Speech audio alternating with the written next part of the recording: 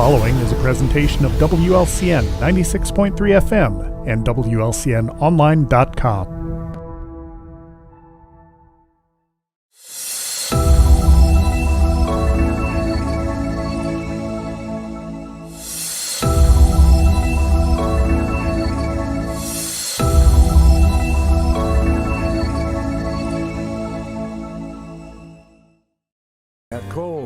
Unforgettable, which is exactly what Viewpoint, your program of personalities, politicians, and perspective is, depending upon your viewpoint, that is. Sometimes we'd like to forget it. Yeah, well, that's exactly right. Go ahead.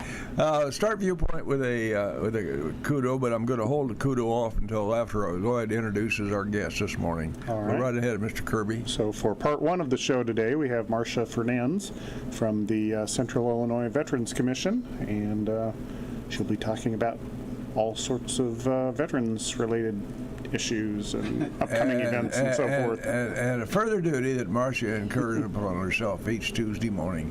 The boys at the Christian Village have coffee on Tuesday mornings. And Mrs. Fernandez furnishes us, not only helps with the coffee, but she brings us some goodies all the time. Okay. And she really takes us she's got us all under control. We all just hop and jump, and whatever Ms. Fernandez says is all right. But I want to pay certainly personal homage to Marcia, because I'm the recipient of some of her baked goodies each Tuesday morning. And you're a dear to come and do with us. You're just as faithful as Old Faithful. So, well, there's some people out there in the music land or listening land might not know what the heck Old Faithful is. You suppose there's anybody out here? Well, those folks in Burtonview, maybe. All right, Richard, Mary Ellen. So let's get down to serious business. Mrs. Fernandez, you've done a great job helping Joe Shaler in particular with our veterans organizations and things. So we've got some fundraisers coming up. So let's address whichever one you want to address. Okay, great. Thank you. Thanks for having me on the show this morning. I always enjoy having a chance to sit here and chat. We have two major fundraisers for the Central Illinois Veterans Commission occurring this fall. I posted one about the golf outing on Facebook last week, and that date on that is September 15th. Last year, we were very fortunate to get it off the ground with 29 foursomes for our first time out, which was really wonderful. A lot of people showing up for that. And so my goal this fall is to have a double shotgun shot. Want to have enough teams to be able to do that. We had a picture-perfect day last year. We're hoping for that again. There'll be additional information following the Facebook post and cards and flyers that we'll talk about the cost for the foursome. And pardon me, you can also sponsor a veteran to play.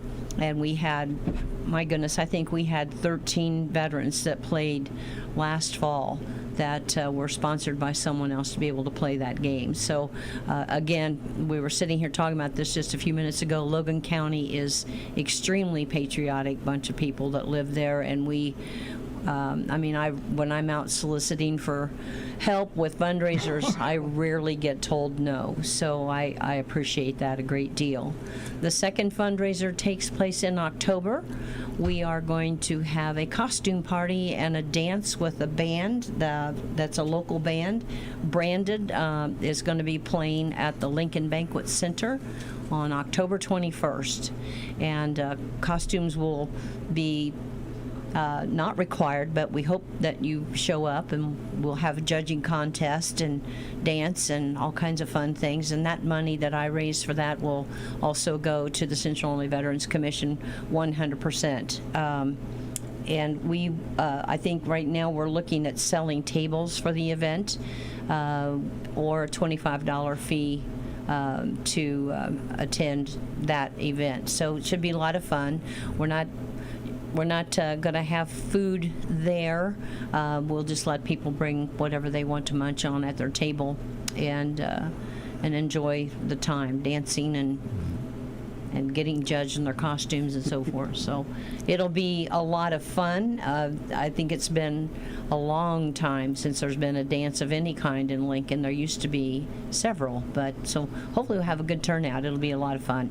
In the days of my misspent youth, I could use that probably adequately as an adjective.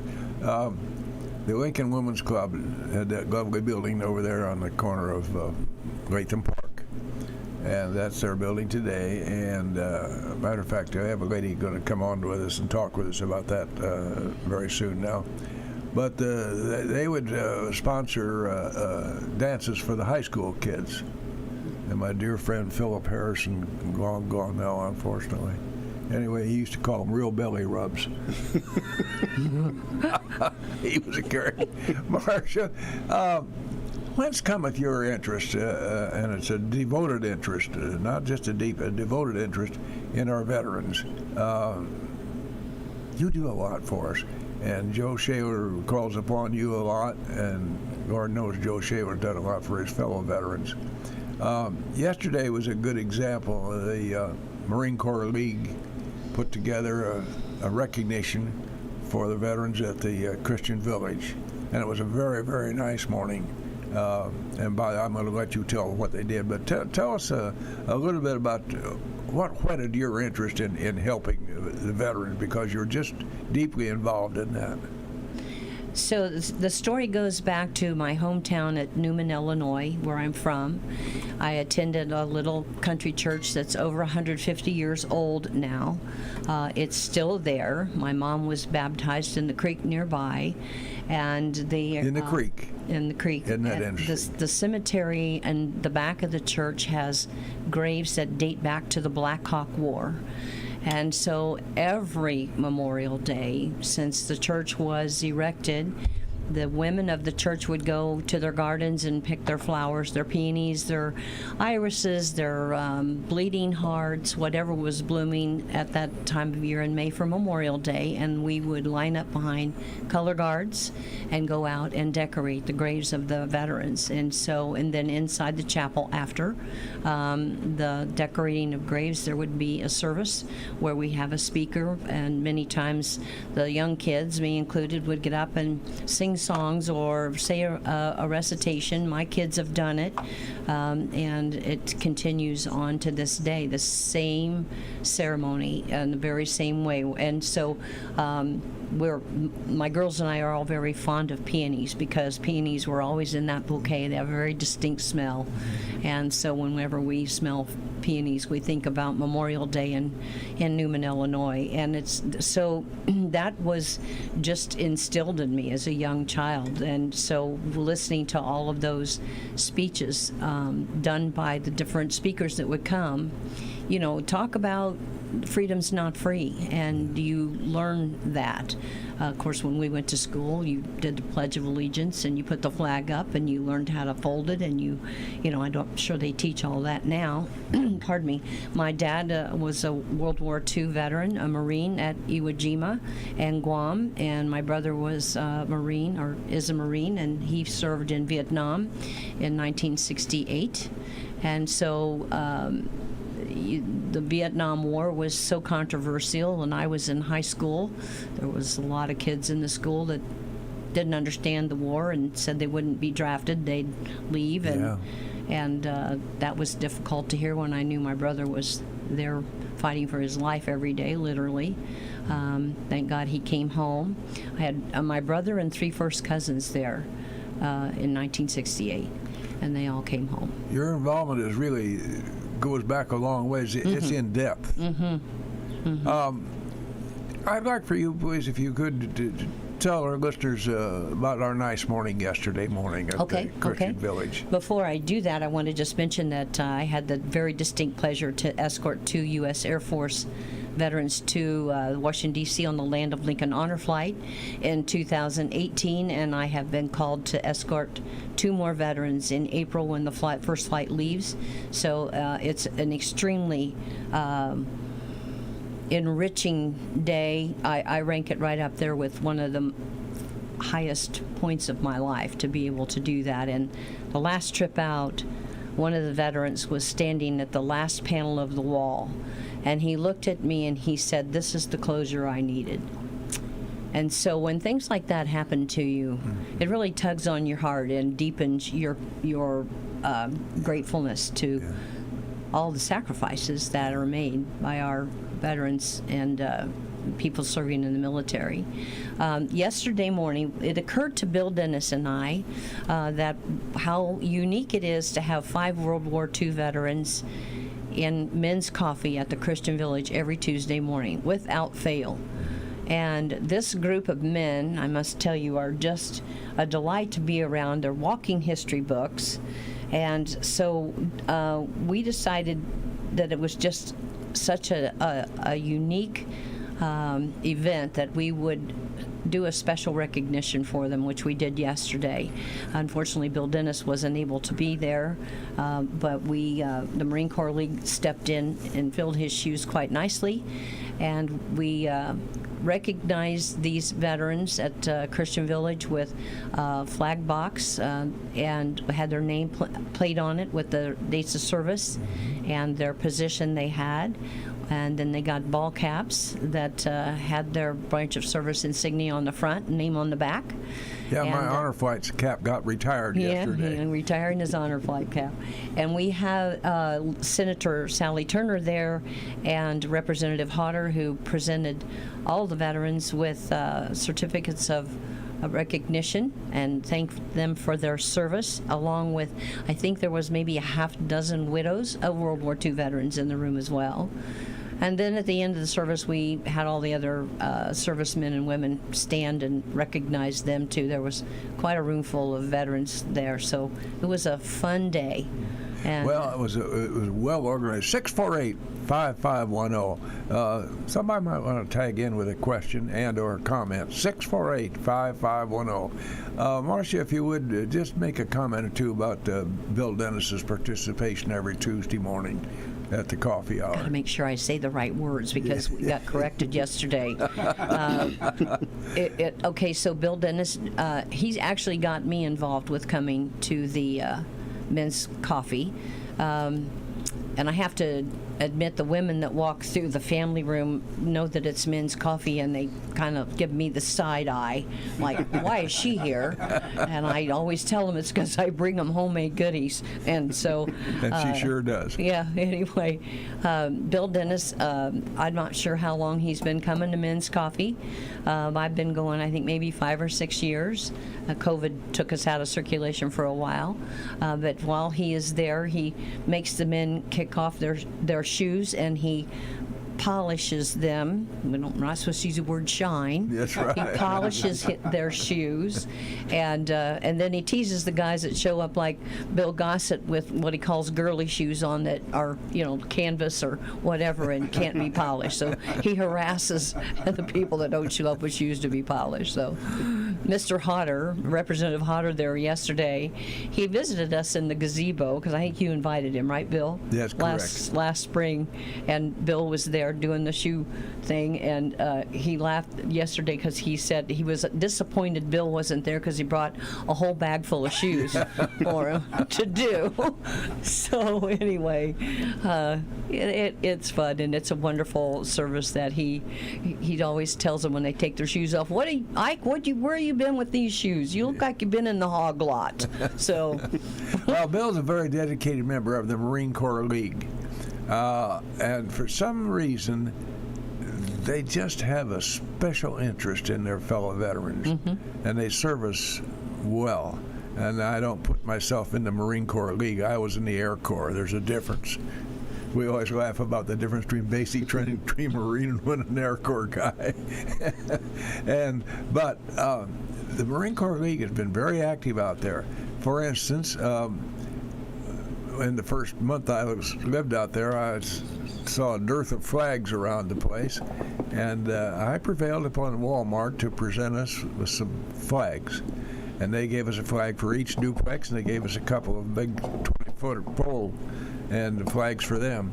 And the Marine Corps League erected all that, put them all up for us. And they kind of take us under their wing.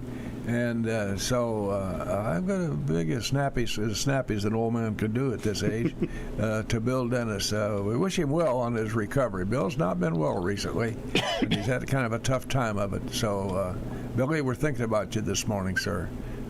Jerry, give him another cup of coffee now. You can lace it with a little vodka if you wish. So you've been on ship. You've been aboard our ship out there since I came aboard. yes. And she sure adds to the enjoyment of the morning with her goodies that she puts out for us. Thank you. Is there any one particular episode that has stood out during your time of helping with us? Yes, as a matter of fact, that's a great question, because Bill Dennis wasn't there one Tuesday, and so then I try to take up the slack, and I don't do it nearly as well as he does, but to kind of keep the conversation going. And it was Tuesday, December 7th. And so when the men gathered, we talked about Pearl Harbor and where they were and how old they were. And so they each had a story to tell about, because it's very vivid memory, just like most of us in this generation can talk about where we were on 9/11. Yeah. And so it was, pardon me, it was really interesting to hear, and then they talk about who they knew that left, their aunt, their uncle, their dad, their cousin, their brother, to go to fight the war. And so, one of our regular coffee goers, Mr. Harold Kruzmark, who was in the Army in Korea and then he did World War II and then he did Korea. And then he taught school at Hartsburg-Emden for 43 years.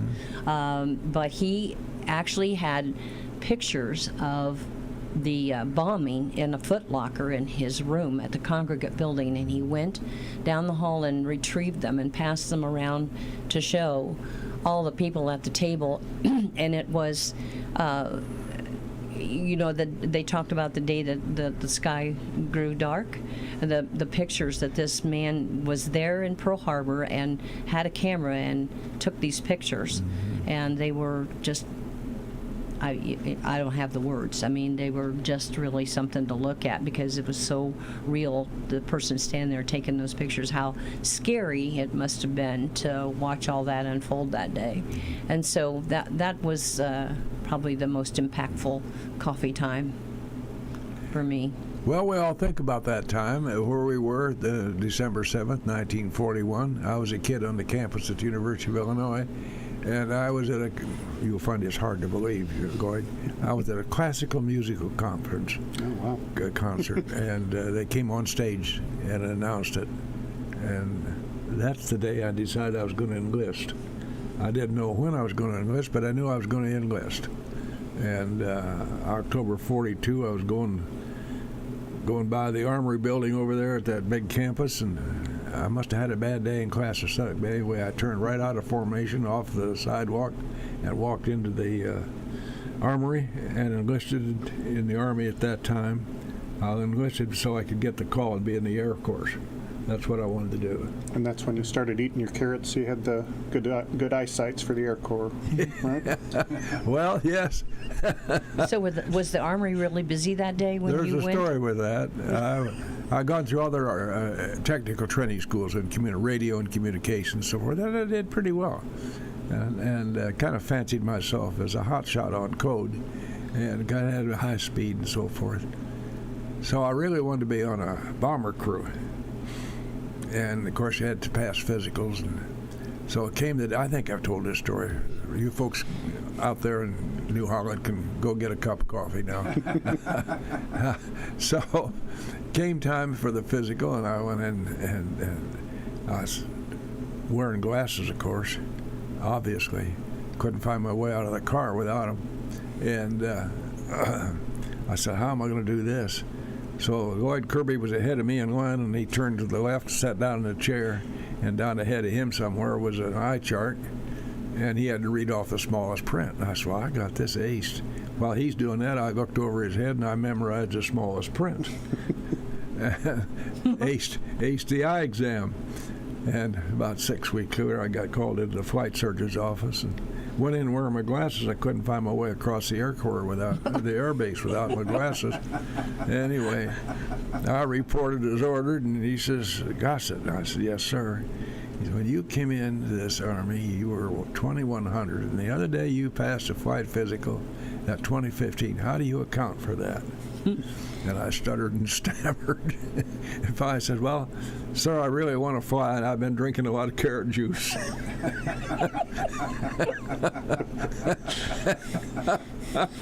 And he kind of smiled. He didn't smile. He laughed at me.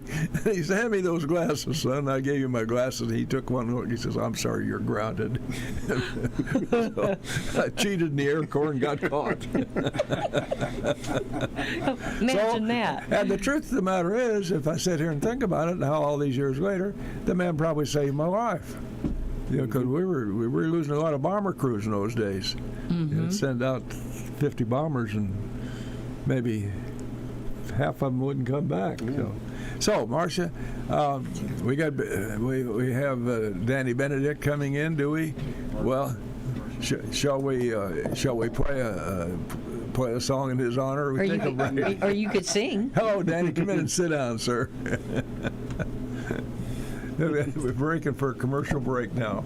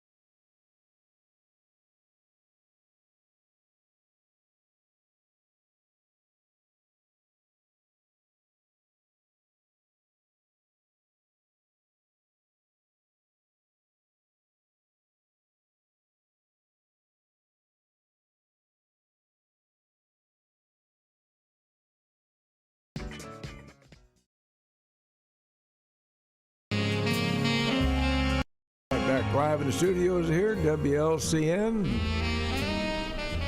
on County Road 2250. I had to stop and think about that a minute. We have a new guest that just arrived. He had to stop at the Glendale Tap on the way in. And, so he's properly prepared. Go right ahead, Mr. Kirby. And yes, joining us for part 2 of the show, I guess we're about midway through, Dan Benedict, who is the superintendent of the Veterans Assistance Commission and also a board member for the Central Illinois Veterans Commission. So thank you for being here. And as a veteran, I want to tell you, the man does a great job for the veterans. There are a lot of, even at my age, there are still some of us left.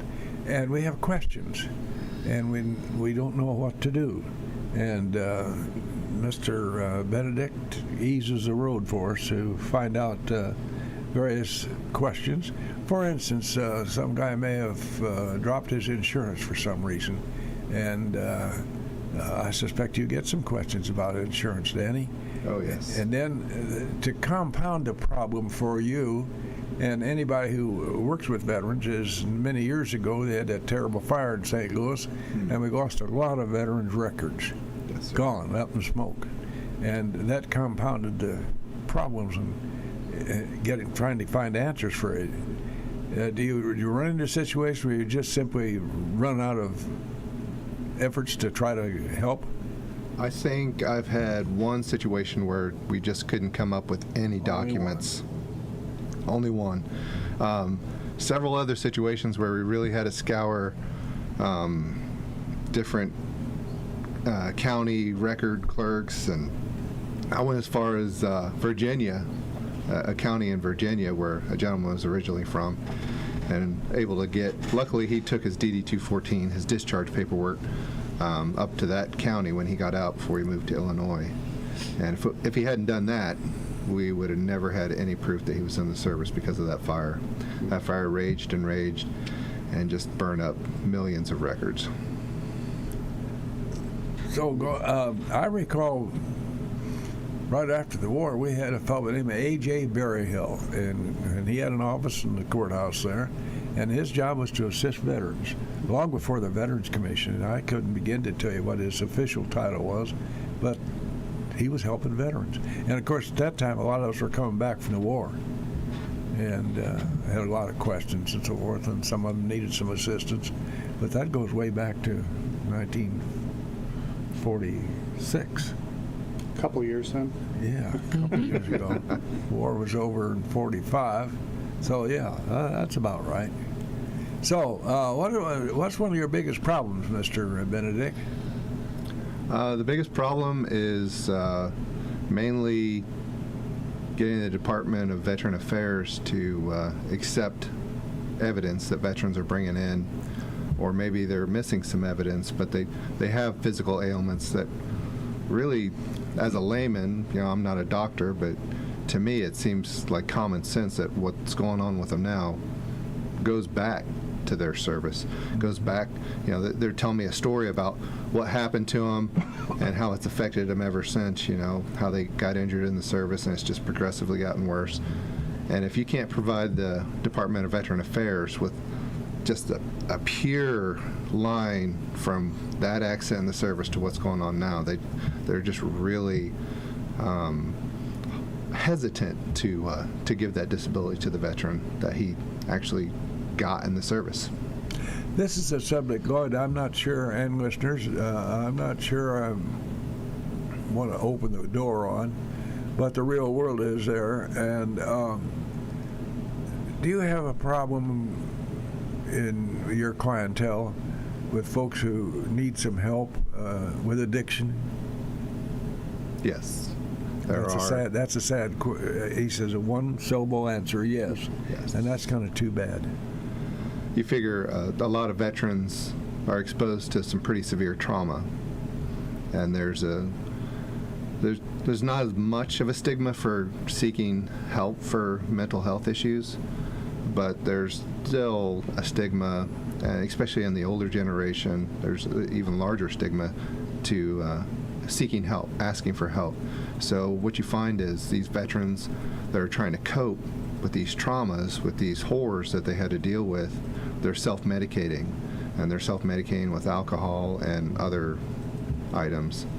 And so instead of seeking professional help through a doctor, and so that leads to the path of addiction. That's a sad part of your duty, and obviously a very necessary part of your duty. Is there any hope down the road as you look down that long, narrow view to addiction? Yes, I would say the Department of Veteran Affairs is doing a much better job at getting services out in the community. We have local counseling that the Veterans Assistance Commission has partnered with the VA, partnered with SIU there at the Health Department in Lincoln. We have many services available. It's just getting past that stigma of people, making that first step, coming in and asking for help. That's the biggest hurdle that we have to get past. The services are there if we can get people to come in. Lloyd, those of us who don't have that problem don't have a clue as to how lucky we are. Seriously. Maybe it was the kind of duty I had. I don't know. But I came out of there unscathed as far as mental problems were concerned. Right. Although my wife would argue that point with me. Maybe you had those going in. So. Yeah. I came out with the same one. Pre-existing conditions don't count.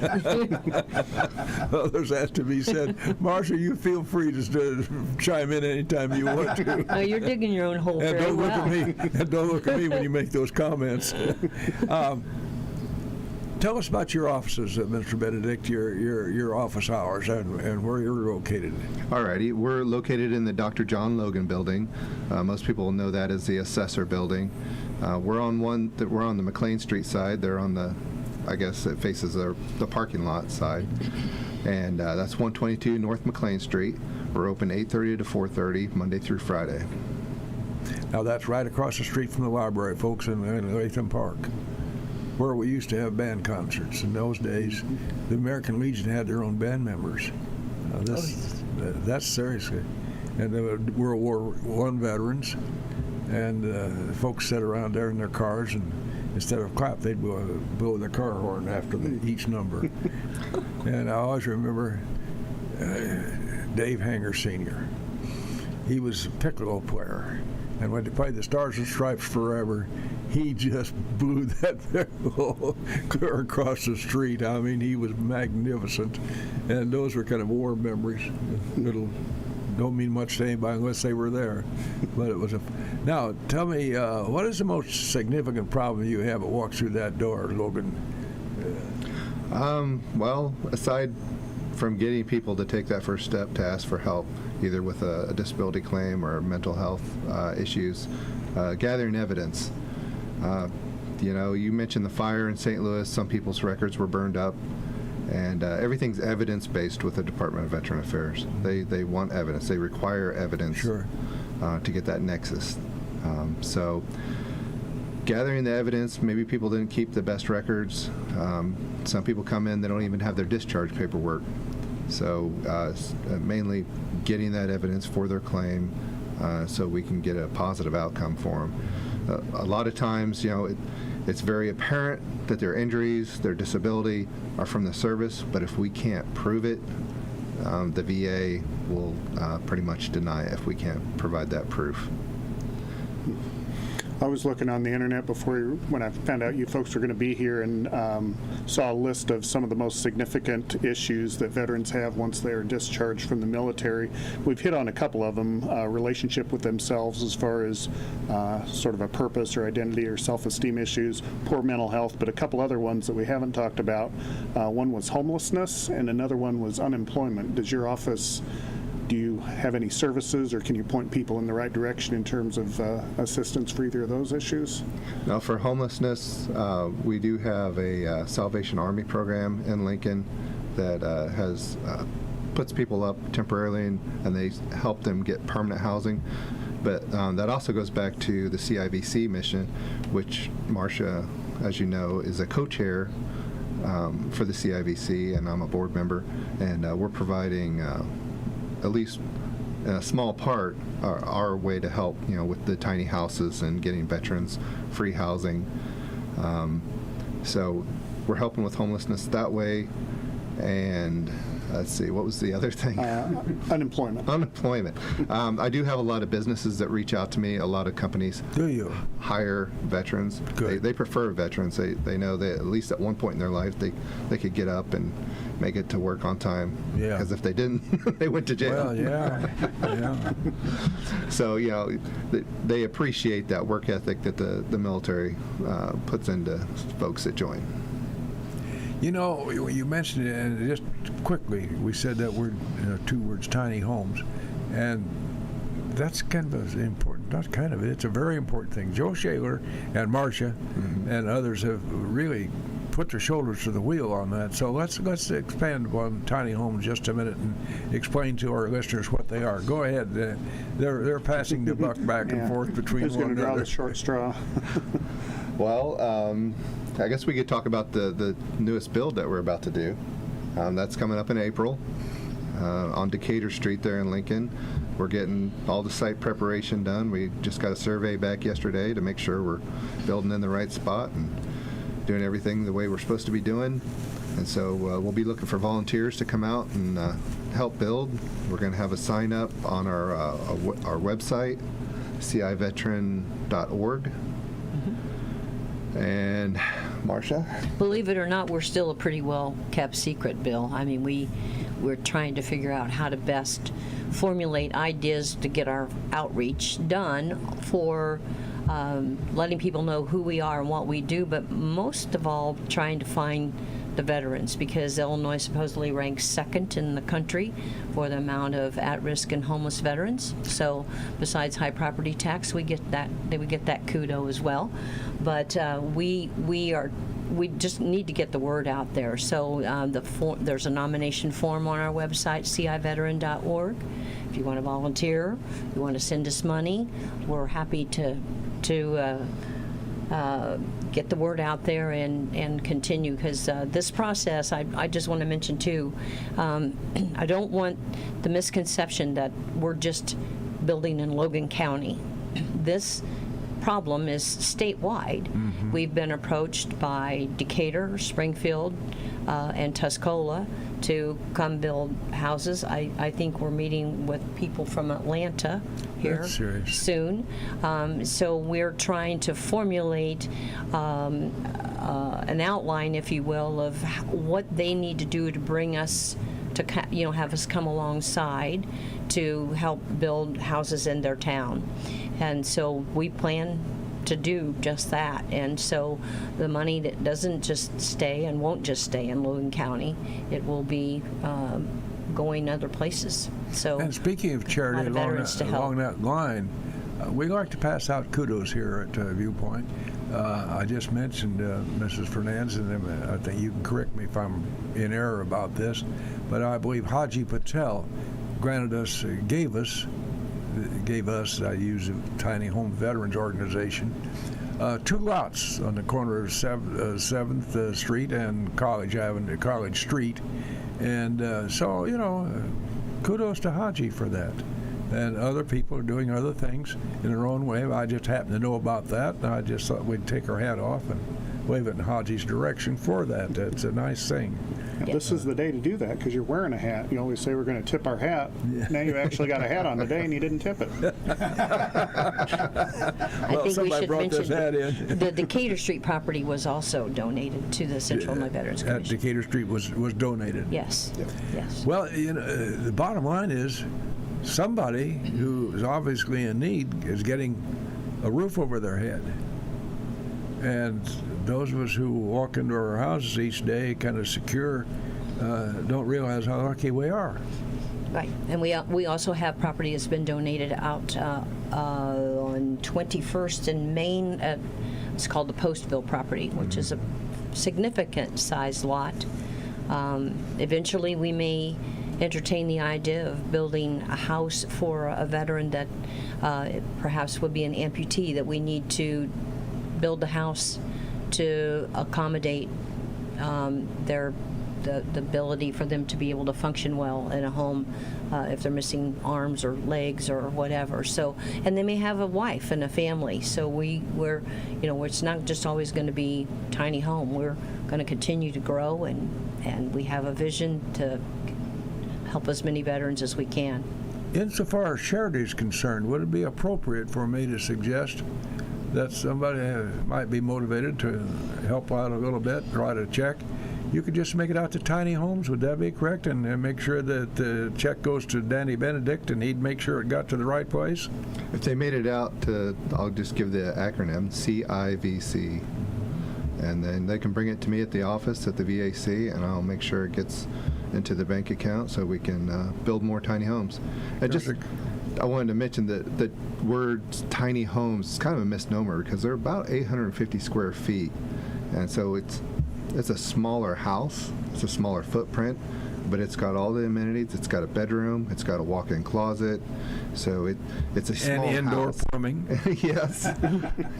Which is seriously important. Right. Yeah. So it's definitely got everything that they need. It's not a cramped little thing that you see maybe on the internet, like somebody built on a trailer that they can pull around and stuff. Yeah. This is a small home. So just wanted to put that out there. I'd like to remind your listeners too that before the tiny home is built, we take the 2x4s that go inside to all the schools in Logan County, a lot of the businesses, a lot of the churches.